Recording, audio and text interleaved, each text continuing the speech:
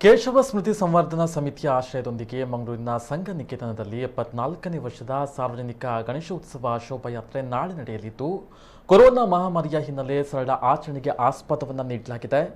ಸಾಮಾಜಿಕ ಅಂತರ ಪಾಲನೆ, ಸ್ಯಾನಿಟೈಸೇಷನ್ ವ್ಯವಸ್ಥೆಗಳನ್ನು ಕಟ್ಟುನಿಟ್ಟಾಗಿ ಪಾಲನೆ ಮಾಡಲಾಗ್ತಾ ಇದೆ.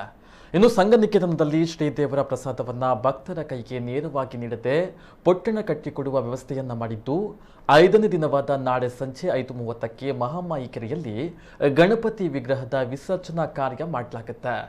ಇನ್ನು ವಿದ್ಯಾನಿಧಿ ಯೋಜನೆಯ ಅಡಿಯಲ್ಲಿ ದಕ್ಷಿಣ ಕನ್ನಡ ಜಿಲ್ಲೆ, ಉಡುಪಿ, ಕಾಸರಗೋಡಿನ ಸುಮಾರು 100ಕ್ಕೂ ಹೆಚ್ಚು ವಿದ್ಯಾರ್ಥಿಗಳಿಗೆ ಆರ್ಥಿಕ ನೆರವನ್ನ ನೀಡಲಿದ್ದು, 10 ಲಕ್ಷ ರೂಪಾಯಿ ಹಣವನ್ನು ಮೀಸಲು ಇಡಲಾಗಿದೆ ಎಂಬ ಮಾಹಿತಿಯನ್ನ ಕಾರ್ಯದರ್ಶಿ ಸತೀಶ್ ಪ್ರಭು ನೀಡಿದರು.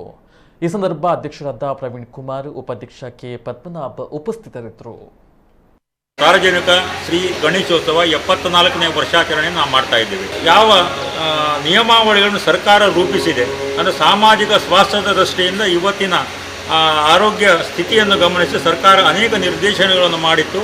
ಮಾಸ್ಕನ್ನು ಧರಿಸುವಂಥದ್ದು, ಸಾಮಾಜಿಕ ಅಂತರವನ್ನು ಕಾಯ್ದುಕೊಳ್ಳುವಂಥದ್ದು, ಈ ಎಲ್ಲ ರೀತಿಯ ಏನು ನಿಯಮಾವಳಿಗಳಿದೆ ಎಲ್ಲವನ್ನು ನಾವು ಪಾಲನೆ ಮಾಡ್ತಾ ಇದ್ದೀವಿ. ನಾಳೆ ಸಂಜೆ ನಾವು ಪ್ರತಿ ವರ್ಷವೂ 7 ಗಂಟೆ ಇಲ್ಲಿಂದ ಮೆರವಣಿಗೆ ಹೊರಡ್ತೀವಿ. ಆದರೆ ಈ ಸಮಸ್ಯೆಗಳು ಇರೋದರಿಂದ, ನಿಬಂಧನೆಗಳು ಇರೋದರಿಂದ ನಾವು 5:30ಕ್ಕೆ ಇಲ್ಲಿಂದ ಶೋಭಾಯಾತ್ರೆ ಅಂದರೆ ಗಣೇಶನ ವಿಸರ್ಜನಾ ಯಾತ್ರೆಯನ್ನು ನಾವು ಪ್ರಾರಂಭ ಮಾಡ್ತೀವಿ.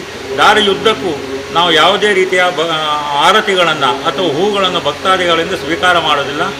ಮತ್ತು ಅಲಂಕೃತ ಟ್ರಕ್ ಕೂಡ ಇರುವುದಿಲ್ಲ. ಒಂದು ವಾಹನದಲ್ಲಿ ಕೂರಿಸಿ ನೇರವಾಗಿ ಮಹಾಮಾಯಿ ಕೆರೆಗೆ ತೆಗೆದುಕೊಂಡು ಹೋಗಿ ಅಲ್ಲಿ ವಂದೇ ಮಾತರಂ ಮತ್ತು ಧ್ವಜಾವತರಣ, ಅನಂತರ ಗಣೇಶನ ವಿಸರ್ಜನೆಯನ್ನು ಮಾಡ್ತೀವಿ.